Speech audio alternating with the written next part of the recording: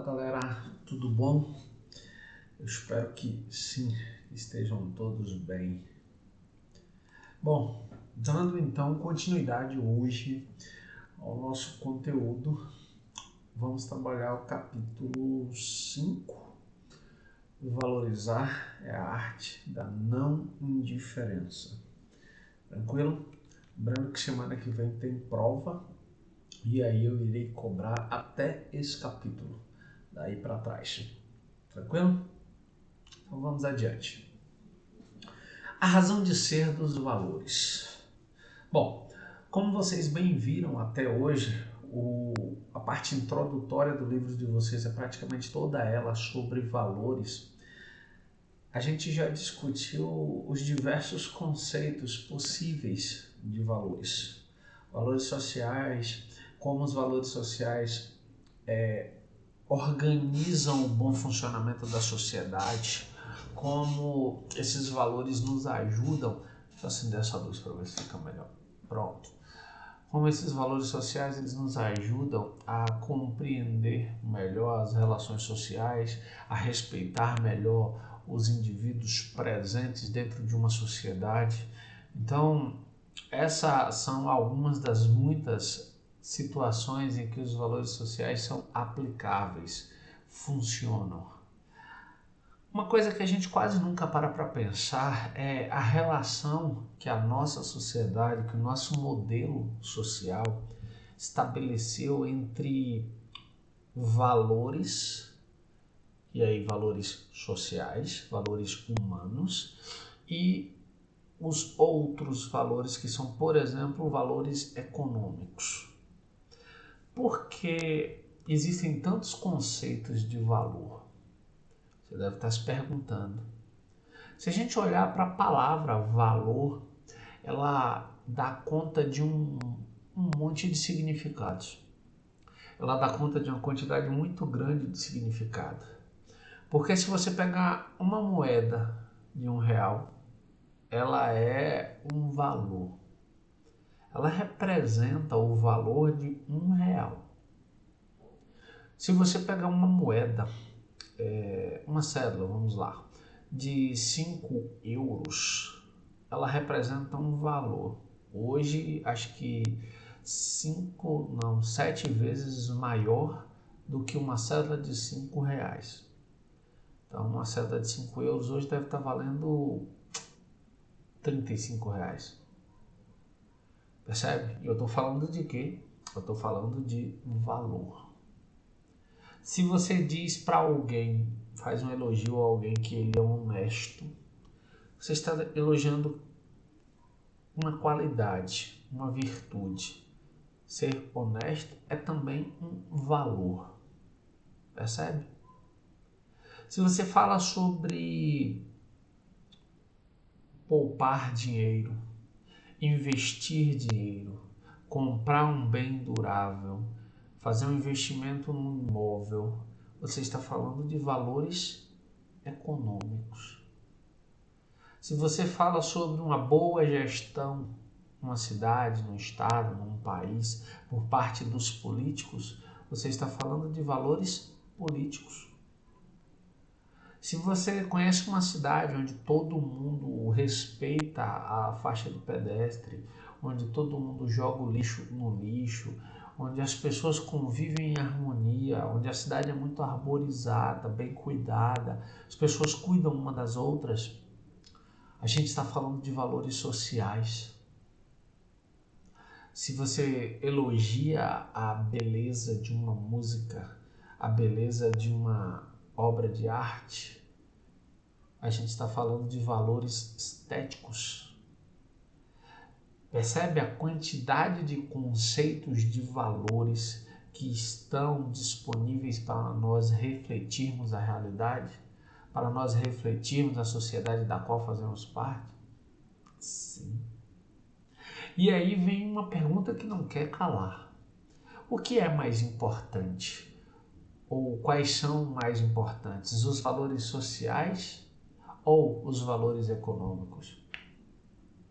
Uma sociedade boa para se viver provavelmente não nos faria essa pergunta. A gente não precisaria hierarquizar, ou seja, dizer que um é mais importante do que o outro. Os dois são úteis. O problema é que a nossa sociedade, o nosso modelo de organização social tem privilegiado mais o valor econômico ou os valores econômicos em substituição aos chamados valores sociais ou valores humanos.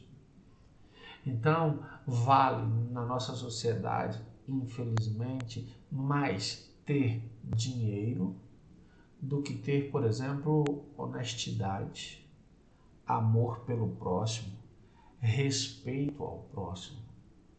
Vale na nossa sociedade, infelizmente, mais poder do que a valorização do outro, o ouvir, o falar no momento adequado, o respeito às regras.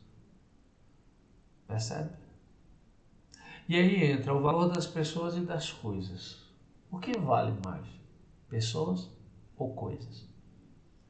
Como atribuímos valor tanto a pessoas quanto a coisas?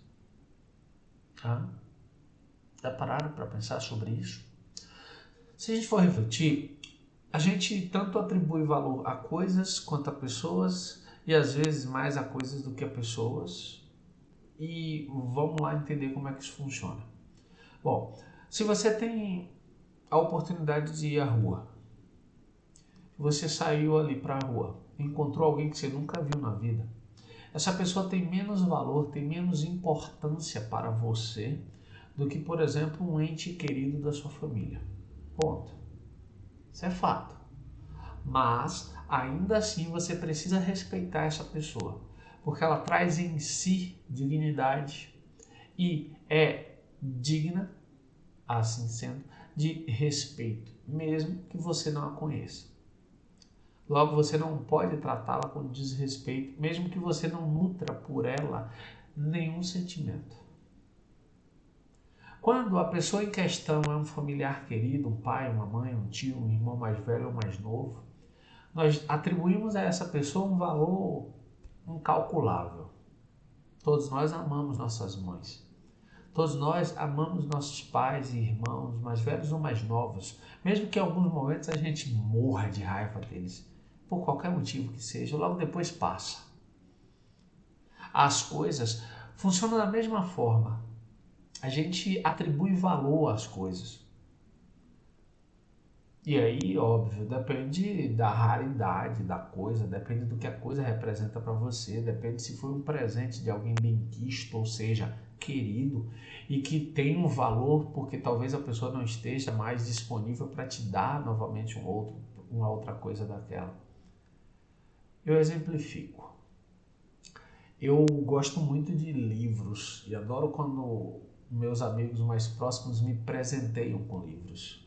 E olha o que eu disse, eu adoro quando meus amigos mais próximos me presenteiam com livros. Por quê? Porque na maioria das vezes esses amigos mais próximos conhecem muito bem o meu gosto. Então normalmente me dão um livro ou que eu não tenho, ou que eu goste muito, ou talvez que eu tenha, mas seja uma edição mais interessante e eu fico feliz.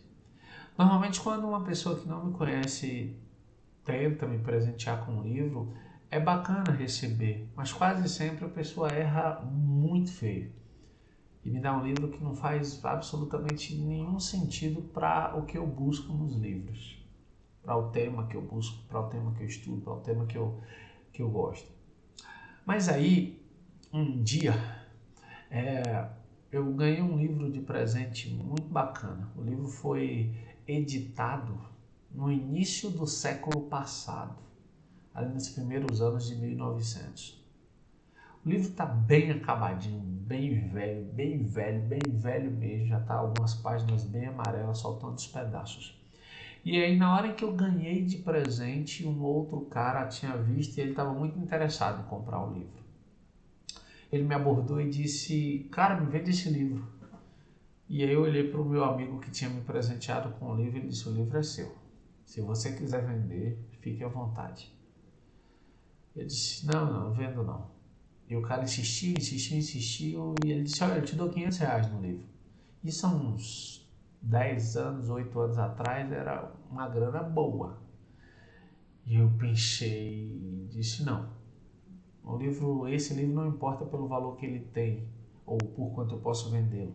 Importa porque foi um presente de um amigo querido e talvez não tenha outra oportunidade de ganhar algo assim. E eu não vendi. Se fosse qualquer um dos outros livros que eu tenho, que eu mesmo comprei, talvez eu vendesse. Por quê? Porque fui eu que comprei, eu teria a possibilidade de comprar outro. Mas ao receber um presente de um amigo, isso ganha um valor extra. Não é apenas um objeto, é um objeto que me foi dado, que me foi confiado por alguém muito benquista, por alguém muito querido. Tá claro para você a ideia de valor sobre pessoas e sobre coisas? Compreende? Então vamos adiante. Nossa vida é orientada pelos valores que norteiam nossas escolhas e ações. Lembra quando eu estava dizendo para vocês sobre os valores sociais presentes em cada sociedade? É sobre isso que eu estou falando. A forma como a gente se comporta na sociedade é fruto dos valores que estão estabelecidos naquela sociedade. Logo, se você está numa sociedade, é preciso respeitar os valores delas, ou dela, melhor dizendo. E cada sociedade constrói seus próprios valores, lembra? Eu disse isso para vocês em outras aulas. E ainda disse mais, disse que os valores são históricos. O que é que eu quero dizer com isso? Estou dizendo que os valores eles se modificam com o tempo. Então, o que é errado hoje talvez não fosse há tempos atrás. O que é certo hoje talvez não fosse há tempos atrás. E aí eu cito dois exemplos que eram muito comuns e que hoje são absurdos. No início do século passado era muito comum que homens e mulheres fossem para a praia com, vou chamar de maiôs que mais pareciam macacões. Uma roupa que cobria o corpo inteiro e ficava apenas as mãos, os pés e a cabeça do lado de fora. Se alguém tivesse uma roupa menor do que isso, era julgado como uma exposição do corpo indevida. Há pouco mais de um século também, ou seja, início do século passado, era muito comum aqui no Brasil, na sociedade brasileira, que as nossas bisavós, as nossas tataravós, casassem com 12 anos de idade, com 13 anos de idade. Crianças, praticamente. Hoje é impensável isso. Hoje as pessoas podem casar a partir dos 16, se tiverem o consentimento dos pais, ou se não tiverem, devem esperar até os 18. Compreende como os valores sociais mudam e com ela, de certa forma, esses valores carregam as leis, modificam as leis também. Quase sempre os valores sociais mudam para o bem da sociedade. Tranquilo? Então vamos adiante. Algo ou alguém só tem valor se houver quem valorize.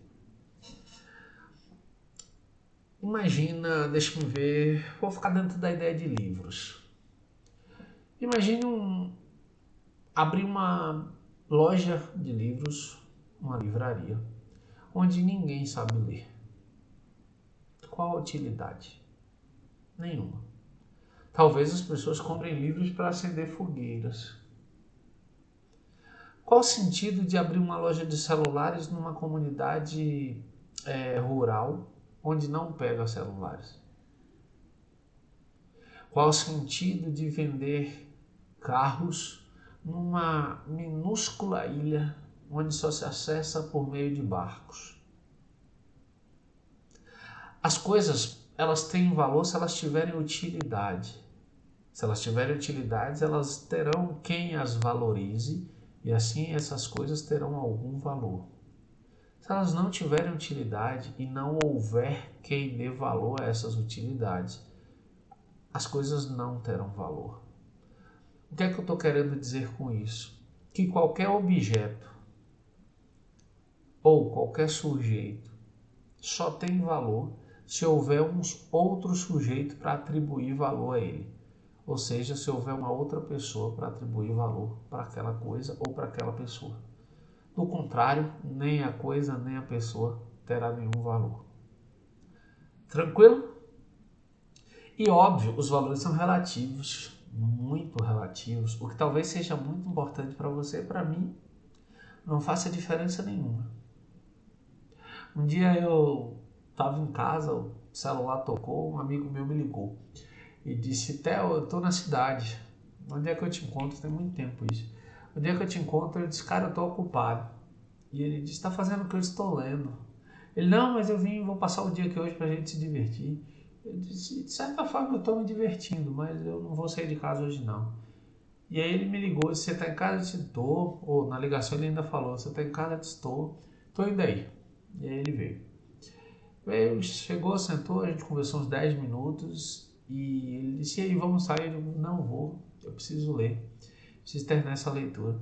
E ele: cara, vamos nos divertir. Eu disse: eu estou me divertindo aqui, mas hoje eu não posso sair. Para ele, ler é uma obrigação que ele faz quando não tem mais nenhuma alternativa. Para mim, ler, além de trabalho, é diversão. Quando eu fico um final de semana livre, eu pego um livro que eu gosto e vou ler. É uma história que eu conheço. São partes de vidas do personagem que passam então a fazer parte da minha própria vida. Óbvio, para algumas outras pessoas é divertido sentar embaixo de uma árvore e ligar um som alto. Para outras, jogar futebol. Para outras, jogar vôlei. E assim sucessivamente. E cada pessoa atribui valor a uma atividade de acordo com seus gostos. E isso precisa ser respeitado também. Isso é um valor. Tranquilo? Então vamos adiante. Valores e contravalores. Como o próprio nome diz, valor é algo que tem valor, contravalor é algo que precisa ser pensado. E que nem sempre será errado. Deixa eu dizer logo aqui de cara. Por exemplo, se eu digo para você, pense num valor positivo, provavelmente você vai pensar no amor ou no respeito. E eu digo, pense num valor negativo, num contravalor. Provavelmente você pensará no ódio ou no desrespeito. Bacana. Mas o amor, ele é sempre um valor? Não. Por que não? Porque existem pessoas que amam tanto, tanto, tanto, que elas se acham no direito de anular a pessoa que elas amam, a pessoa amada. Elas amam tanto que elas esquecem que aquela pessoa é um indivíduo livre. E esquecendo disso, começam a ter um sentimento de posse sobre aquela pessoa. E aí esse amor que era para ser bom passa a ser ruim. Porque passa a perseguir, passa a ser agressivo, passa a colocar o outro em risco. Então o amor nesse contexto não é um valor, é um contravalor. Assim como o ódio. O ódio normalmente é um contravalor, mas ele pode se tornar um valor.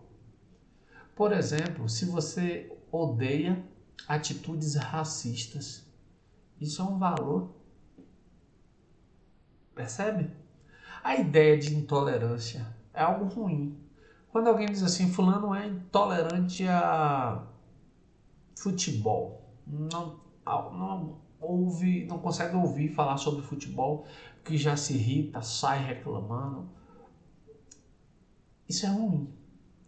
Esse tipo de intolerância é ruim por quê? Porque a gente precisa respeitar os traços culturais de uma sociedade, mesmo que a gente não goste. Mas a intolerância, a discriminação social, a intolerância ao racismo, a intolerância, deixa eu pensar outro exemplo, a intolerância à falta de respeito ao outro, torna o conceito de intolerância nesse sentido um valor. Logo, você pode tranquilamente ser intolerante a alguém que é violento, que é mal educado. Isso será um valor. Você só não pode ser intolerante à religião do outro. Isso é um contravalor. Tá claro? Então vamos lá. Platão, que vocês estudaram no ano passado, filósofo grego, disse que a ideia de valor absoluto só está no mundo das ideias. Lembra que Platão dividiu a realidade em duas? O mundo das ideias e o mundo da matéria? E ele disse que no mundo das ideias existem as verdades absolutas sobre tudo. Existe a ideia de tudo que existe aqui. E esse mundo que nós vivemos é o mundo da matéria. O mundo que nós percebemos através dos 5 sentidos: tato, paladar, visão, olfato, audição. Para ele, aqui no mundo da matéria, no mundo dos sentidos, os próprios sentidos nos enganam. Logo, para ele, só existe verdade absoluta no mundo das ideias. Logo, a ideia de valor absoluto só existe onde? No mundo das ideias. Já Aristóteles, que vocês também conheceram no ano passado, que foi discípulo de Platão, disse que não, que na verdade o valor ele está no caminho do meio, ou seja, na moderação. Nem no excesso, nem na falta, no caminho do meio, no moderado. Imagine-se, alguém que tem muito medo e se paralisa, não consegue realizar nada. Alguém que tem muita coragem e não tem medo de nada, enfrenta tudo, está sempre se colocando em risco. Mas alguém que tem medo, mas mesmo assim enfrenta seu medo e age, é alguém moderado, é alguém que escolheu o caminho do meio e assim conseguiu tomar uma decisão equilibrada sobre um determinado fato. Para Aristóteles, esse é um valor, a pessoa ser moderada. E aí, por fim, há o que nós podemos categorizar como valores materiais e valores espirituais. Tranquilo? Então vamos lá.